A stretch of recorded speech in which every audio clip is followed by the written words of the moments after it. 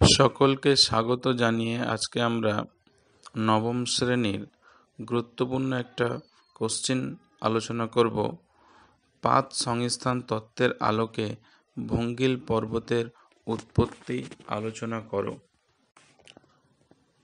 1965 খ্রিস্টাব্দে কানাডার ভূপদার্থ বিজ্ঞানী তুজো উইলসন সর্বপ্রথম পাত বা প্লেট শব্দটি ব্যবহার করেন। পরবর্তী সময়ে 1968 খ্রিস্টাব্দে ফরাসি বিজ্ঞানী লাপিচো পাত সংস্থান তত্ত্বটিকে সরলীকরণ করেন। তত্ত্বের মূল কথা: ভূত্বক কয়েকটি বিচ্ছিন্ন শিলা পাতের সমষ্টি। পৃথিবীতে 7টি বড়, 20টি মাঝারি ও অসংখ্য ছোট ছোট পাত রয়েছে। পাত কতগুলি গুরুমণ্ডলের উত্তপ্ত তরলের অ্যাস্তনোস্ফিয়ারের ওপর ভাসমান অবস্থায় রয়েছে। অ্যাস্তনোস্ফিয়ারের ম্যাগমার পরিচলন স্রোতের প্রভাবে পাতগুলি গতিশীল হয়।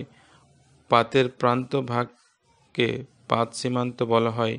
3 ধরনের পাত সীমান্ত গড়ে ওঠে: অভিসারী বা পরস্পর অভিমুখী পাত সীমানা, প্রতিসারী বা বিপরীতগামী পাত সীমানা ও নিরপেক্ষ বা পরস্পরকে পাত বরাবর অতিক্রমকারী পাত সীমানা। মহাদেশীয় পাতের সীমান্তে ভঙ্গিল পর্বতের উৎপত্তি।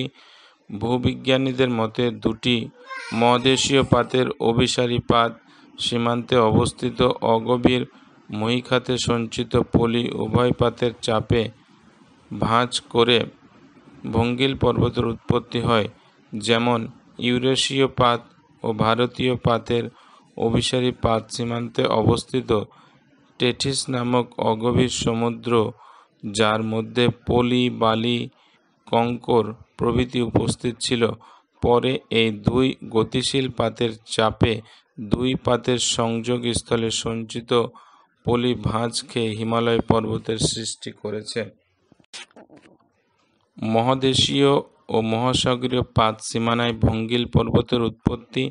অভিসারী পাত সীমানায় একটি মহাদেশীয় পাত ও একটি মহাসাগরীয় পাতের সংঘর্ষের ফলে ভারী মহাসাগরীয় পাতটি একটি হেলানো বা বেশি অমণ্ডল বরাবর হালকা মহাদেশীয় পাতের নিচে প্রবেশ করে অন্তর্নিহিত হয়। সামুদ্রিক ভূত্বকে সঞ্চিত পলিরাশিতে প্রবল পার্শ্বচাপের প্রভাবে ভাঁজ প্রাপ্ত ও উঁচু হয়ে ভঙ্গিল পর্বত গড়ে ওঠে।